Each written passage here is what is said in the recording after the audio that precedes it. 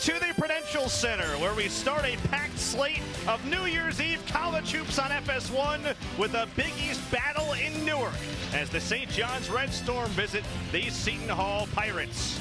It's early in Big East play, and second-ranked UConn leads a pack of 3 unbeatens in the league, while St. John's has dropped 2 straight, and Seton Hall seeks its first league win. And we say hello courtside alongside Jim Spinarkle, Jack Benjamin with you. St. John's began 11-1. They've lost 2 in a row. Seton Hall 0-3 to start Big East play for the first time in more than a decade. 2 teams desperate here today to end 2022 the right way. Yeah, and Jack, what that win would mean is just confidence going forward, getting a win here either side. But they both play equally tough defense. They're aggressive at that end of the floor. They're not shooting the ball real well from the three-point stripe. One of these teams shoots 35% from the three-point line. They could very well win this game this afternoon. Today's starting lineups are sponsored by Jeep. There's only one. The second leading scorer for St. John's, David Jones, he will not start due to illness. He is available to play. Casey Indefo for Seton Hall returns to the lineup after coming off the bench at Marquette. Stopped the streak of 62 straight starts for that guy. Shaheen Holloway, year 1 leading his alma mater, said they lacked urgency in the loss last time out against Marquette. Our officials for today: Pat Driscoll, Jeff Clark, Nathan Farrell. St. John's has won just once here at the Prudential Center. They did win in Walsh Gymnasium last year. Ready to roll on New Year's Eve in Newark. A lower bowl sellout capacity crowd, and away we go. And Seton Hall has it first. Richmond with 5 with 4. Pulls back, tries a 3. Bullseye! You can't finish the half any better if you're Seton Hall. Dawes has 3 threes. Give him a 4th. Seton Hall's got the lead. Taken by Alexander. Up top, Soriano hammers it home. James down the lane to throw it home. Right over Nowitzki. He just came in from the rafters and put him on a poster. And Dawes out of the pack with it. Coast to coast to lay it in.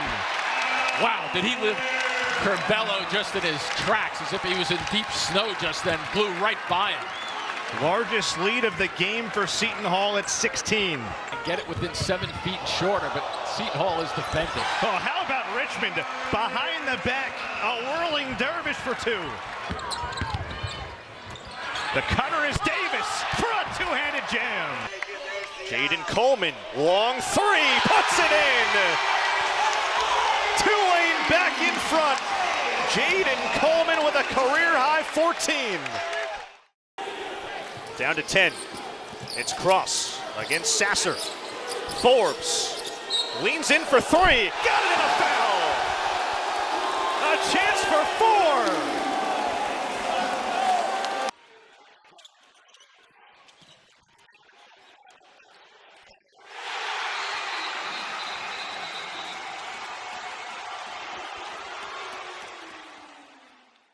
St. John's lead over Seton Hall a point. It's been as many as 10 in this opening half. Coming up on the Jeep Halftime Report, Jim and I will break down the first half, and we'll send you to Mike Hill, Jim Jackson, and Casey Jacobson in Los Angeles to preview our second game, Marquette at Villanova. That's all coming up on the Jeep Halftime Report.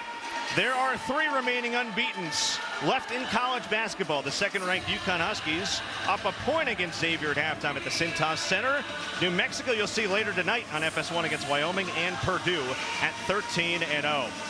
What a big first half for David Jones. Yeah, he was available obviously for this game, was ill before, and now he comes out and he starts shooting the ball very well. He's 4 for 5 from the floor, making it happen at the defensive end right here and finishing it off. You know, sometimes psychologically, when you're not supposed to play or you're thinking you're ill, it takes a little bit of a pressure off you in terms of your performance, and sometimes you can come out and just play free and carefree, I should say, and things start to go right for you, and you start possibly putting up a big afternoon, as he started right here with 10 points in the first half. Yeah, 10 points in 7 minutes off the bench, by the way. Just looks so comfortable on the floor for this 7 minutes that he's been out there. Well, he spent 2 years at DePaul, an intra-conference transfer. came over in big part to play with his good friend Joel Soriano. Those two have spent time together on the Dominican Republic national team and had a prior relationship. Big reason why he wanted to come here and compete for a Big East title. Inside 4 to play opening half. Again, the lead for St. John's has been as many as 10. Seton Hall making a push. It's Mathis on a baseline drive. Rebound Richmond. Seton Hall's last lead was 6-4.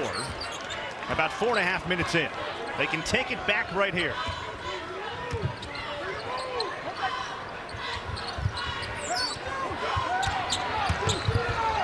Dawes has 3 threes. Give him a 4th. Seton Hall's got the lead. That one was with confidence, too, because when you come off that screen on the left side of the floor, a right-handed shooter gets to plant his inside foot. And Dawes did just that. Planted the left, good elevation, and a beautiful finish. A 13-2 run to take a 2-point lead. David Jones, watched by Harris. It's Alexander in the lane.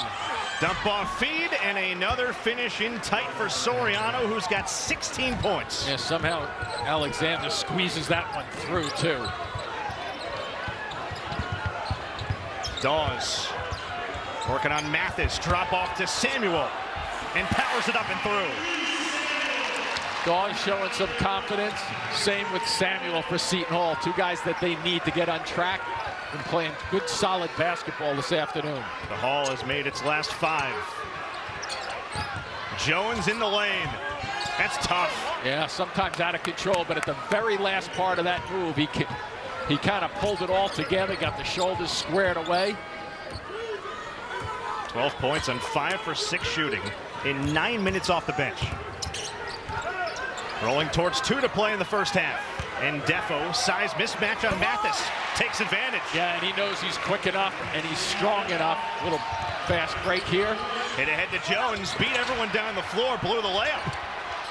It's loose for Alexander, and now Mathis floats it in. What a play by Alexander just to get down the floor just then. It's off the leg of David Jones. Minute 46 to go in the first half. Couple of long-time Big East rivals tied up at 37. You know, it looked early. St. John's had the 10-point lead. You started to wonder, can they pull away? Not in this rivalry with the way these games typically go. That's for sure. They get up close and fuzzy when they play one another, these 2 teams, in terms of the defensive effort. Quite candidly, I'm surprised they got it to 37. I thought it might be down closer to 30 in the first half. And Defo with Richmond, Dawes, Samuel, and Harris. In a tie game at 37 and 90 seconds to go in the first half in Newark. Dawes curling. Step back 3. Samuel tracks it down. Harris left open. Well, they're getting their 3-point shooters some open looks. Inside Soriano. Second try won't go. Rebound Samuel. Pressure in the backcourt from Jones. Pass here just to get it across by Harris, to Harris. Here he is with the left. Samuel tips it up and in. Now Samuel going from one end to the other. Really a terrific effort so far from him. 9.7 rebounds. Inside a minute first half. Seton Hall's lead is 2.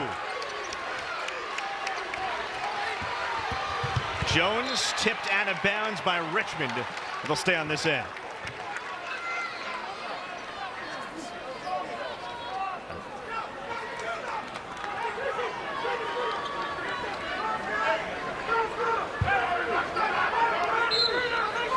$12 on the timer for Curbelo to trigger in.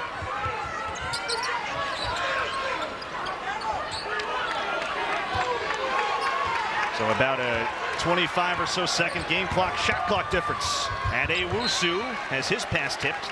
Now 3 on the timer. To go for a slip to the basket on this play, or get it to a guard who can put it on the deck, possibly for one dribble to get a shot off. 26.9 game clock, 3 on the shot clock. Plenty of time to catch and shoot. Curbelo, the inbounder again. Soriano back to him. Might have been blocked by Samuel. Good and a shot clock violation. Yeah, good reaction by Samuel. He read that perfectly. Get it in, get it to the guard. Seton Hall can sit on this one right here. Shot clock dart. 20 seconds to play in the opening half. And Kadary Richmond. Watched out high by A.J. Storr. It's inside 10. Going to go at 7. Here's 7. They want to go right now. Richmond with 5, with 4. Pulls back, tries a 3. Bullseye! You can't finish the half any better if you're Seton Hall. A big-time lift going into the break with a 5-point lead, but more importantly, their confidence has gone up a level or two. Soriano extends the hand, but doesn't want to get an extra foul to end the half. Good decision by Richmond just to wait it out, take the shot. 5-point lead at the half for Seton Hall, its largest advantage here today. And 8 first-half points for Kadary Richmond.